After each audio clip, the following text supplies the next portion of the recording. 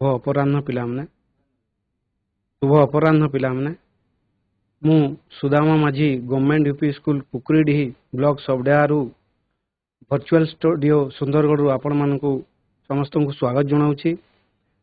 पिलामने भारतीय सभ्यता होची वन और अरण्यर सभ्यता।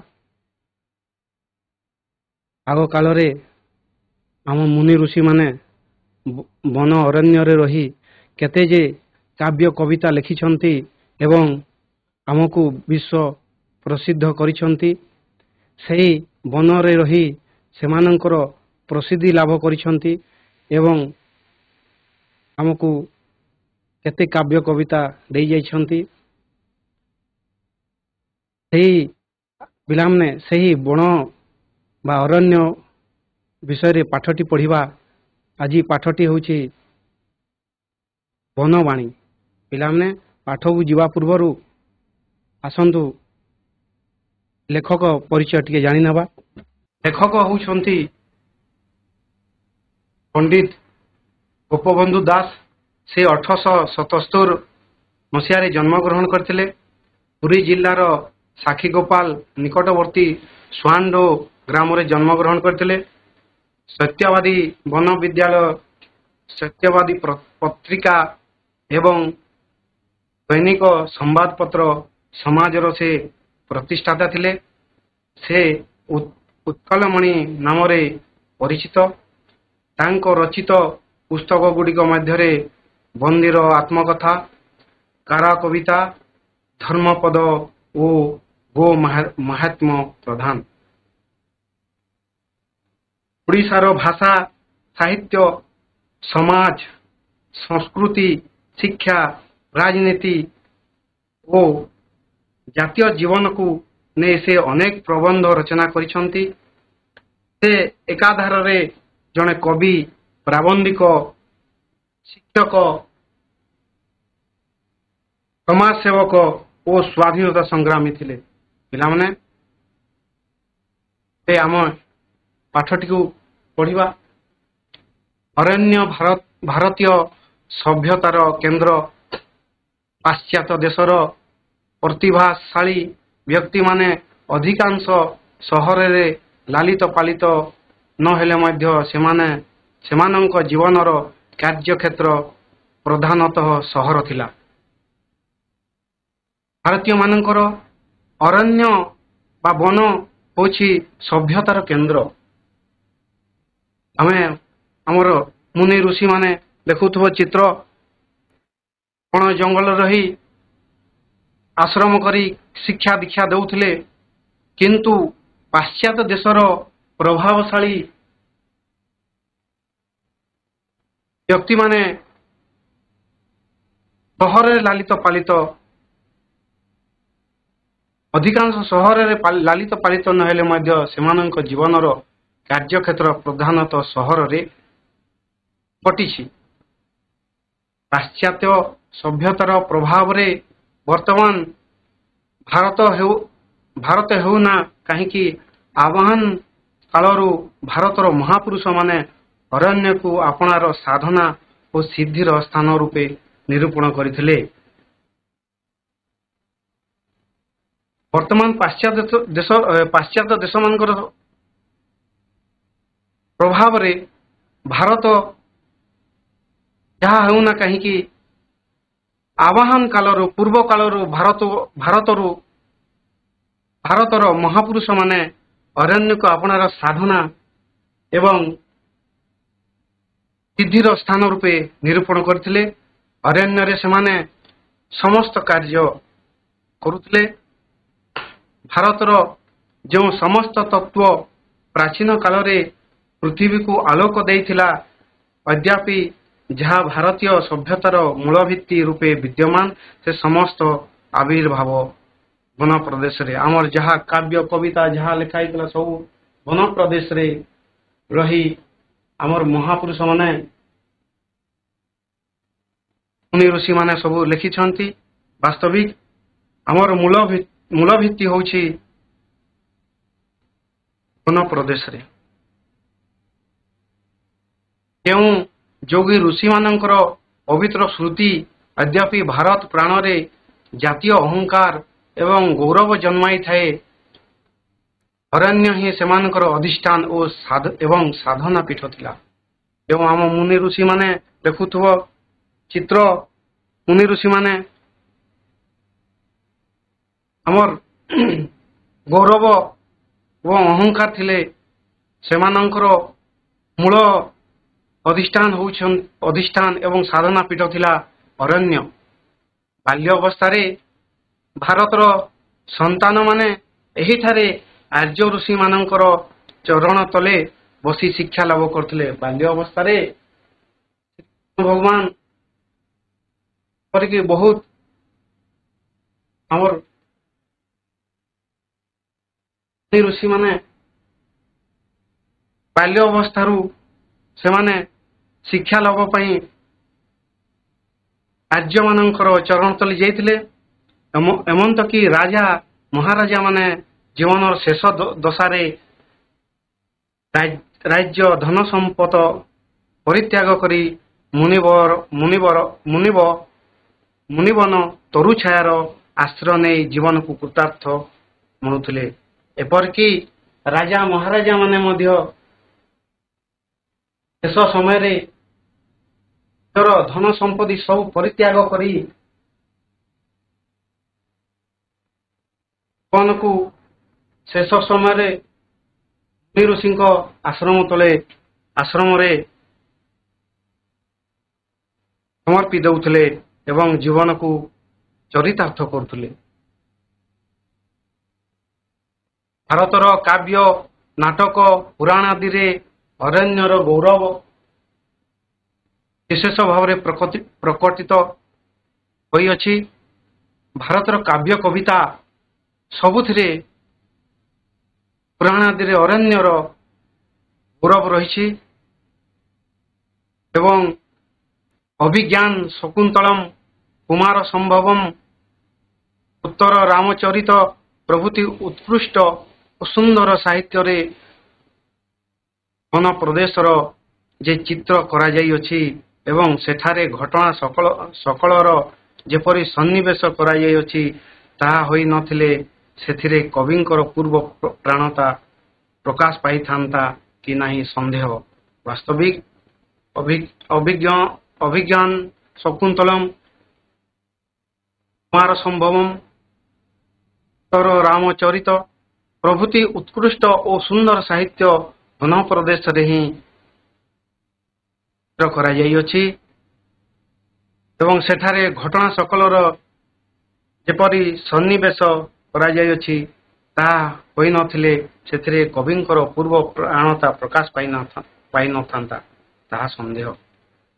भारतीय भावुक माने काले काले प्रकृति को पवित्र प्रेरणार मूल निदान बोली ग्रहण करी अछंती। भारतीय भावुक माने प्रकृति को ही सेमाने अनुभव करिसंती एवं प्रकृति रे रही समस्त लेखा लिखिसंती एवं निजको विदित करिसंती। प्रकृति सेमानकर निकट रे निर्जीव जड़ नुहे, वास्तविक सेमाने प्रकृति रे रही प्रकृति को सेमाने अनुभव करिसंती। प्रकृति रो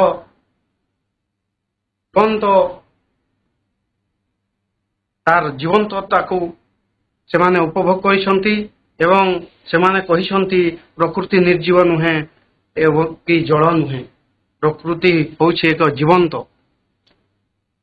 सेमाने प्रकृति सहित एही घनिष्ठ मिलन द्वारा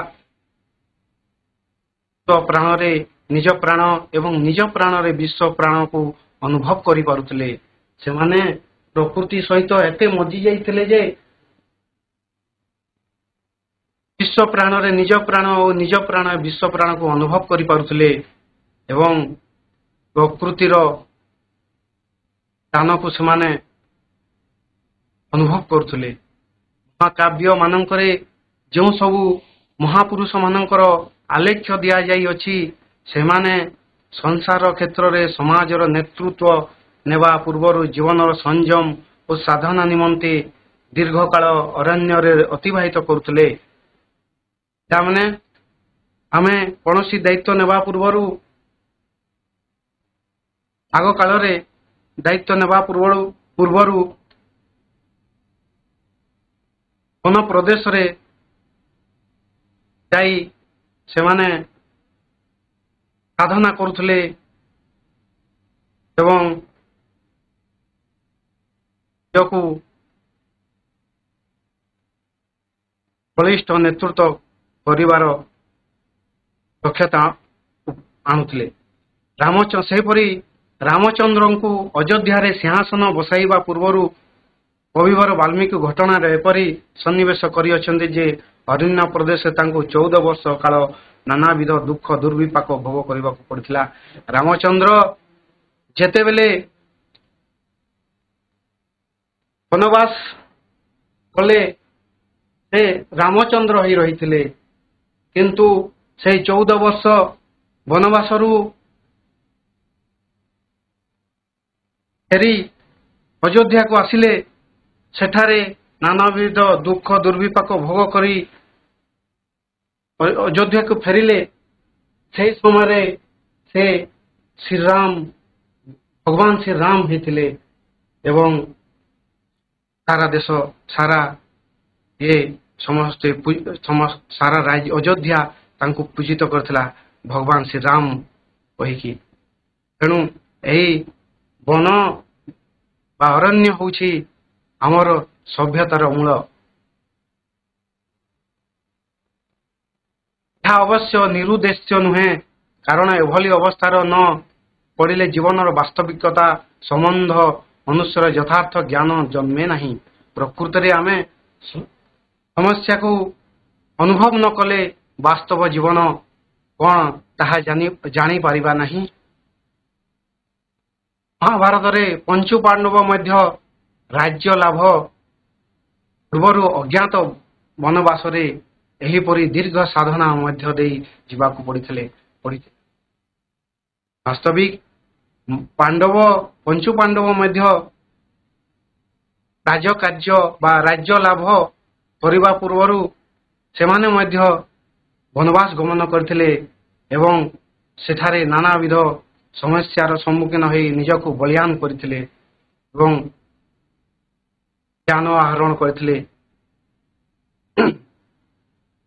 କେଜାଣି ଅରଣ୍ୟର ତରୁଲତା ଶ୍ରେଣୀ ଭାରତୀୟ ଭାବୁକ କାନରେ କି ନୀରବ ବାଣୀ କହୁଥିଲା। ପବନର ସନ୍ ସନ୍ ଶବ୍ଦ, ନଦୀର କଳକଳ ସ୍ନାଦ ଏବଂ ବିହଙ୍ଗ କୂଳର କୋଳାହଳ ସେମାନଙ୍କ ପ୍ରାଣରେ କି ଅପୂର୍ବ ଭାବ ଜନ୍ମାଉଥିଲା ଯେ ସେମାନେ ବନସ୍ପତିର ମାହାତ୍ମ୍ୟ ପ୍ରାଣରେ ଏତେ ଅନୁଭବ କରୁଥିଲେ। ବାସ୍ତବିକ ପ୍ରକୃତି ବା ଭାରତୀୟ ଭାବୁକମାନେ ପ୍ରକୃତିକୁ ଏତେ ନିବିଡ଼ ଭାବରେ ଅନୁଭବ କରୁଥିଲେ ଯେ ସେମାନେ ପବନର ସନ୍ ସନ୍ ଶବ୍ଦ, ନଦୀର କଳକଳ ନାଦ ଏବଂ ବିହଙ୍ଗ ବା ପକ୍ଷୀର କୂଳର କୋଳାହଳ ସେମାନଙ୍କ ପ୍ରାଣରେ କି ଅପୂର୍ବ ଭାବ ଜନ୍ମାଉଥିଲା ସେମାନେ ଅନୁଭବ କରୁଥିଲେ ମାହାତ୍ମ୍ୟକୁ। ଆଜି ଅବଶ୍ୟ ସେଦିନ ନାହିଁ। ଆଜି ପିଲାମାନେ ଏପରି ସମୟ ନାହିଁ। ଆମେ ଆଉ ସେ ଆଶ୍ରମ ନାହିଁ। ଭାରତର ସଭ୍ୟତା ଓ ଚିନ୍ତାର ଗତି କେତେକ ପରିମାଣରେ ବାହ୍ୟିକ ପ୍ରଭାବରେ ପରିବର୍ତ୍ତନ ହୋଇଯାଇଛି। ଭାରତର ସଭ୍ୟତା ଏବଂ ଚିନ୍ତା କେତେକ ପରିମାଣରେ ବାହ୍ୟିକ ପ୍ରଭାବରେ ବାହାର ଦେଶର ପ୍ରଭାବରେ ତାହା ପରିବର୍ତ୍ତନ ହୋଇଯାଇଛି। ସେ ଋଷି ଆଶ୍ରମ ନାହିଁ। ସେ ଋଷି ଆଶ୍ରମ ଏବେ ନାହିଁ। ଆମେମାନେ ସମସ୍ତେ ସ୍କୁଲରେ ପଢୁଛୁ। ଆଗ କାଳରେ ଋଷି ଆଶ୍ରମ ଥିଲା। ସେଠାରେ ରହି ପାଠ ପଢ଼ାଯାଉଥିଲା, ଜ୍ଞାନ ଆହରଣ କରାଯାଉଥିଲା। ବର୍ତ୍ତମାନ କିନ୍ତୁ ସେ ପରିସ୍ଥିତି ନାହିଁ।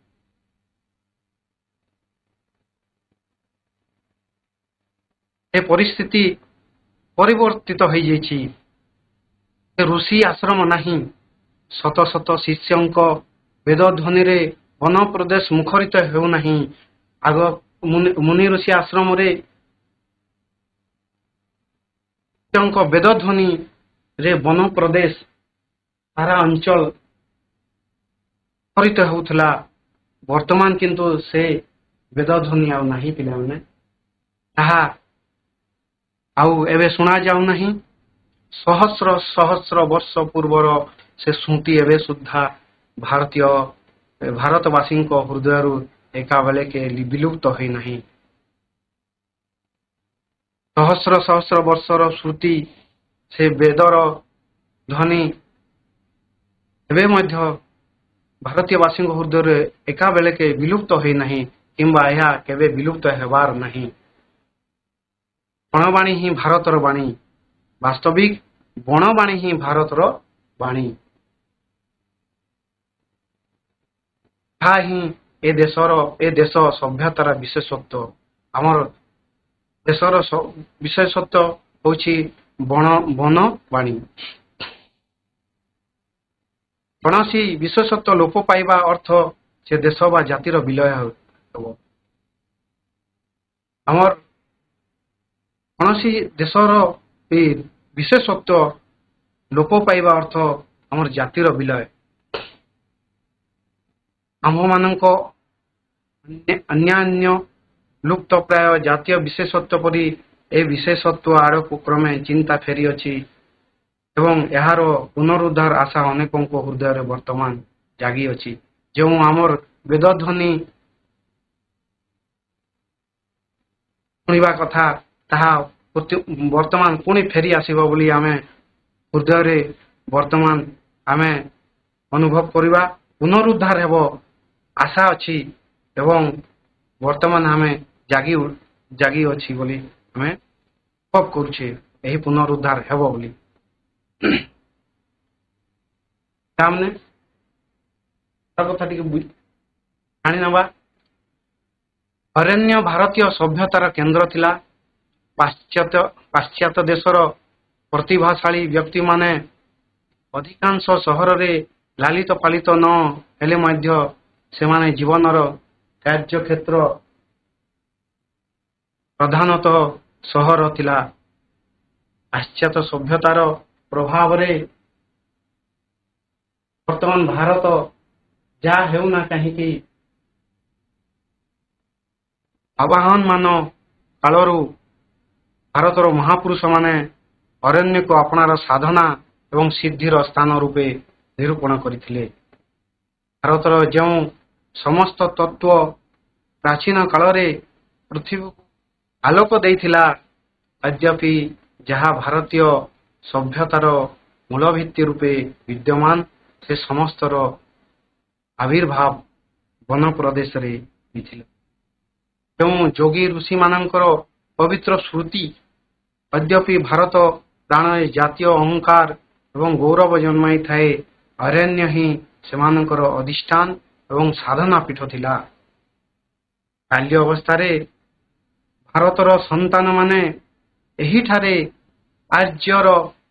ଆର୍ଯ୍ୟ ଋଷିମାନଙ୍କ ଚରଣ ତଳେ ବସି ଶିକ୍ଷା ଲାଭ କରୁଥିଲେ। ଯେମିତିକି ରାଜା ମହାରାଜାମାନେ ଜୀବନର ଶେଷ ଦଶା ରାଜ୍ୟ ଓ ଧନ ସମ୍ପଦ ପରିତ୍ୟାଗ କରି ମୁନିବନ ତରୁଛାୟାର ଆଶ୍ରୟ ନେଇ ଜୀବନକୁ କୃତାର୍ଥ ମଣୁଥିଲେ। ଆମର ଭାରତୀୟ ସଭ୍ୟତାର ଉପାଦାନ ହେଉଛି ଧର୍ମ ଓ ବିଶ୍ୱାସ, ପ୍ରଥା ପରମ୍ପରା, ପର୍ବପର୍ବାଣୀ ଓ ରୀତିନୀତି, ଭାଷା ଓ ସାହିତ୍ୟ, କଳା ଓ ସ୍ଥାପତ୍ୟ, ନୃତ୍ୟ, ସଙ୍ଗୀତ ଓ ଶିକ୍ଷା। ଭାରତର ସଭ୍ୟତାର ଉପାଦାନ ଗୁଡ଼ିକ ପିଲାମାନେ ଧର୍ମ ଓ ବିଶ୍ୱାସ, ପ୍ରଥା ଓ ପରମ୍ପରା ରହିଛି। ପର୍ବପର୍ବାଣୀ ଓ ରୀତିନୀତି ସମ୍ବଳିତ ହୋଇଛି। ଭାଷା ଓ ସାହିତ୍ୟରେ ସମୃଦ୍ଧ ଅଛି। କଳା ଓ ସ୍ଥାପତ୍ୟ ପୂର୍ଣ୍ଣ ରହିଛି। ନୃତ୍ୟ, ସଙ୍ଗୀତ ଓ ଶିକ୍ଷା ଜ୍ଞାନ ଏଠାରେ ଭରପୁର ରହିଛି। ଆମର ଭାରତୀୟ ସଭ୍ୟତାର ଉପାଦାନ। ଆସ ପିଲାମାନେ ଶବ୍ଦର ଅର୍ଥ କିଛି ଜାଣିବା। ବନ ଅର୍ଥ ଅରଣ୍ୟ। ପିଲାମାନେ ଲେଖି ନେବ। ବନ ଅର୍ଥ ଅରଣ୍ୟ, ସାଧନା କଠିନ ପରିଶ୍ରମ କରିବା। ଅର୍ଥ ଫଳ, ଯଦ୍ୟପି ଏବେ ମଧ୍ୟ, ମୂଳ ଭିତ୍ତି, ମୂଳଦୁଆ। ଆବିର୍ଭାବ ହେଉଛି ପ୍ରକାଶ। ଚରଣ ଅର୍ଥ ପାଦ। ଶେଷ ଦଶା ଅର୍ଥ ହେଉଛି ଶେଷ ସମୟ। ପରିତ୍ୟାଗ ଅର୍ଥ ଛାଡ଼ିଦେବା। ପରିତ୍ୟାଗ କରିଦେବା ଅର୍ଥ ଛାଡ଼ିଦେବା। ତରୁ ଅର୍ଥ ଗଛ। ତରୁ ଛାୟା ଅର୍ଥ ଗଛର ଛାଇ। ତାର୍ଥ ଅର୍ଥ ଧନ୍ୟ ମଣିବା, ଧନ୍ୟ। ନିରୁଦ୍ଦେଶ୍ୟ ଅର୍ଥ ନିର୍ଦ୍ଦିଷ୍ଟ ଉଦ୍ଦେଶ୍ୟ ନଥିବା। ଆମେ ଲେଖି ପକାଇବା ଅର୍ଥ ଗୁଡ଼ିକୁ ଖାତାରେ ଲେଖି ପକାଅ। ସନ୍ନିବେଶ ଅର୍ଥ ଯୋଡ଼ିବା ବା ଏକାଠି କରିବା। ଆଲେଖ୍ୟ ଅର୍ଥ ଚିତ୍ର। ପାକ ଅର୍ଥ ଦୁର୍ଯୋଗ ବା ବିପତ୍ତି। ଆଉ ଥରେ ପଢି ଦଉଛି ପିଲାମାନେ। ବନ ଅର୍ଥ ଅରଣ୍ୟ। ସାଧନା ଅର୍ଥ କଠିନ ପରିଶ୍ରମ କରିବା, ସାଧନା କରିବା। ଅର୍ଥ ଫଳ। ଯଦ୍ୟପି ଅର୍ଥ ଏବେ ମଧ୍ୟ। ମୂଳ ଭିତ୍ତି ଅର୍ଥ ମୂଳଦୁଆ। ଆବିର୍ଭାବ ଅର୍ଥ ପ୍ରକାଶ। ଅର୍ଥ ପାଦ। ଶେଷ ଦଶା ଅର୍ଥ ଶେଷ ସମୟ। ତ୍ୟାଗ କରିବା ଅର୍ଥ ଛାଡ଼ିଦେବା। ତରୁ ଅର୍ଥ ଗଛ। ତରୁ ଛାୟା ଅର୍ଥ ଗଛର ଛାଇ। ତାର୍ଥ ଅର୍ଥ ଧନ୍ୟ ମଣିବା। ଉଦ୍ଦେଶ୍ୟ ଅର୍ଥ ଉଦ୍ଦେଶ୍ୟ ନଥିବା। ସନ୍ନିବେଶ ଅର୍ଥ ଯୋଡ଼ିବା ବା ଏକାଠି। ଆଲେଖ୍ୟ ଚିତ୍ର। ଅର୍ଥ ଦୁର୍ଯୋଗ ବା ବିପତ୍ତି। ପରବର୍ତ୍ତୀ ପର୍ଯ୍ୟାୟକୁ ଯିବା ପିଲାମାନେ। ଆସ କଥାବାର୍ତ୍ତା ହେବା। ପିଲାମାନେ ବନବାଣୀ ପ୍ରସଙ୍ଗର ଲେଖକ କିଏ? ବନବାଣୀ ପ୍ରସଙ୍ଗର ଲେଖକ କିଏ? এই ପ୍ରସଙ୍ଗର ଲେଖକ କିଏ? ପାନି ନୋଡାଲ ହାଇସ୍କୁଲ। ବନବାଣୀ ପ୍ରସଙ୍ଗର ଲେଖକ କିଏ? ଶିଖିପାନି ନୋଡାଲ ହାଇସ୍କୁଲ। କିଏ କହିବ? ଗୋପବନ୍ଧୁ। ଠିକ ଅଛି, ଗୋପବନ୍ଧୁ ଦାସ। ନାଇଁ, 6 ନମ୍ବର ପ୍ରଶ୍ନ। ପ୍ରସଙ୍ଗରେ ଲେଖକ କାହା ଉପରେ ଗୁରୁତ୍ୱ ଦେଇଛନ୍ତି? এই ପ୍ରସଙ୍ଗରେ ଲେଖକ କାହା ଉପରେ ଗୁରୁତ୍ୱ ଦେଇଛନ୍ତି? এই ପ୍ରସଙ୍ଗରେ ଲେଖକ କାହା ଉପରେ ଗୁରୁତ୍ୱ ଦେଇଛନ୍ତି? ବନବାଣୀ ଉପରେ ଦେଇଥିଲେ। ଠିକ ଅଛି। ଅରଣ୍ୟ, ବନ, ନାଇଁ, ଅରଣ୍ୟ ଉପରେ ଗୁରୁତ୍ୱ ଦେଇଛି। 6 ନମ୍ବର ପ୍ରଶ୍ନ। ପୁରାତନ ଭାରତରେ ଛାତ୍ରମାନେ କେଉଁ ସ୍ଥାନରେ ରହି ଶିକ୍ଷା ଲାଭ କରୁଥିଲେ? ଆଗ କାଳରେ ଭାରତରେ ଛାତ୍ରମାନେ କେଉଁଠାରେ ରହି ଶିକ୍ଷା ଲାଭ କରୁଥିଲେ? ପୁରାତନ ଭାରତରେ ଛାତ୍ରମାନେ କେଉଁଠାରେ ରହି ଶିକ୍ଷା ଲାଭ କରୁଥିଲେ? ବର୍ତ୍ତମାନ ଆମେ ସ୍କୁଲରେ ପାଠ ପଢୁଛୁ। ଆଗ କାଳରେ କୋଉଠି ରହିକି ପାଠ ପଢୁଥିଲେ? ଠିକ ଅଛି, ବନ ବିଦ୍ୟାଳୟ। ନାଇଁ, ବନ ବିଦ୍ୟାଳୟ ରହିକରି ପାଠ ପଢୁଥିଲେ। ଯେଉଁମାନଙ୍କର ସ୍ମୃତି ଏବେ ବି ଭାରତୀୟଙ୍କ ପ୍ରାଣରେ ଗୌରବ ଜନ୍ମାଉଛି। ଯେଉଁମାନଙ୍କର ସ୍ମୃତି ଏବେ ବି ଭାରତୀୟଙ୍କ ପ୍ରାଣରେ ଗୌରବ ଜନ୍ମାଉଛି। ଠିକ ଅଛି ପିଲାମାନେ। ଯୋଗୀ ଋଷି ମାନଙ୍କର ସୃଷ୍ଟି ଏବେ ବି ଭାରତୀୟ ପ୍ରାଣରେ ଜନ୍ମାଉଛି। 1 ନମ୍ବର ପ୍ରଶ୍ନ ଥିଲା ବନ କେଉଁ କେଉଁ ପୀଠ ଭାବରେ ଗୁରୁତ୍ୱ ବହନ କରେ? ବନ କେଉଁ କେଉଁ ପୀଠ ଭାବରେ ଗୁରୁତ୍ୱ ବହନ କରେ? ନୋଡାଲ ଠିକ ଅଛି। ସାଧନାର ପୀଠ, ବିଦ୍ୟାର ପୀଠ, ଶାନ୍ତିର ପୀଠ ଭାବରେ ଗୁରୁତ୍ୱ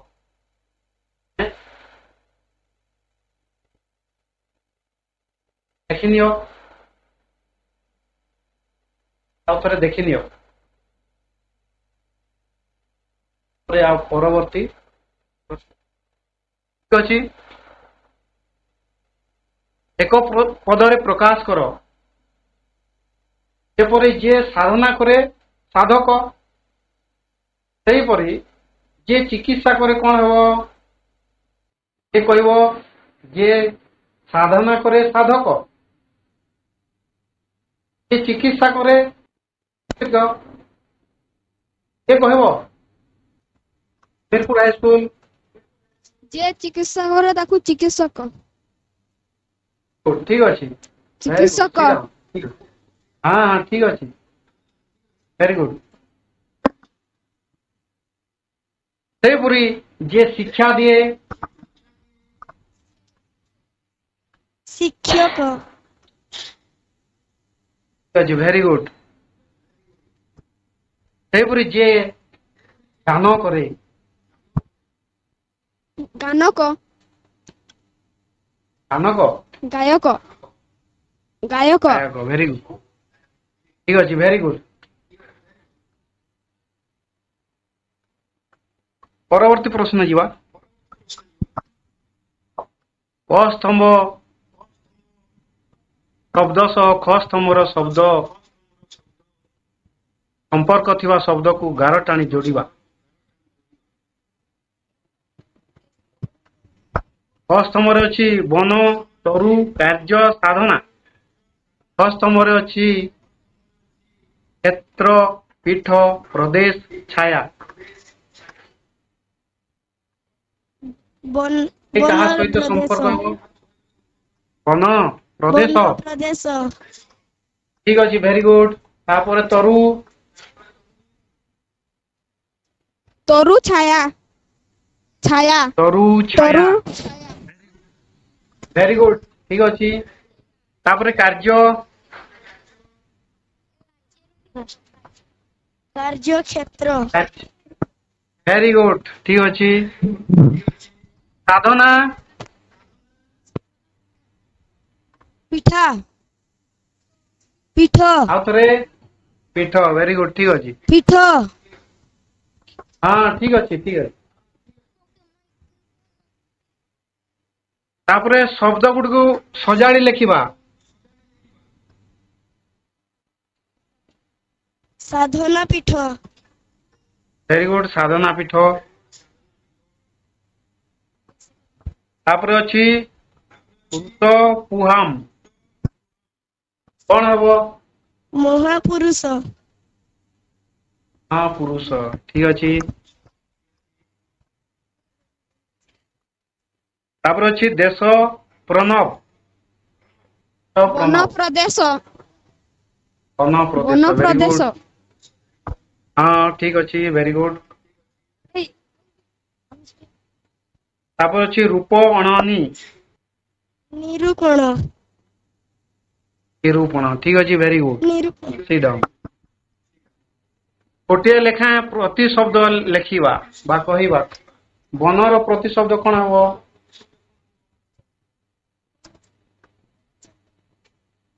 ଜଙ୍ଗଲ। ଅଛି। ଜଙ୍ଗଲ। ହଁ ହଁ, ଅରଣ୍ୟ ବି ହବ ନାଇଁ। ତାପରେ ତରୁ। ଛାୟା। ତରୁ ଛାୟା। ତରୁ ର କଣ ହବ? ଗଛ। ଗଛ, ଭେରି ଗୁଡ, ଗଛ ହବ। ମୋ ପାଇଁ କାମଟିଏ ପିଲାମାନେ, ଗୋପବନ୍ଧୁଙ୍କ ପୁସ୍ତକ ଗୁଡ଼ିକ ସଂଗ୍ରହ କରି ପଢ଼ିବ। ଆଜିର ଆହ୍ୱାନ ପିଲାମାନେ, ଗଛ ଲଗାଅ, ପ୍ରକୃତି ବଞ୍ଚାଅ। ମା ପାଇଁ ଗଛଟିଏ।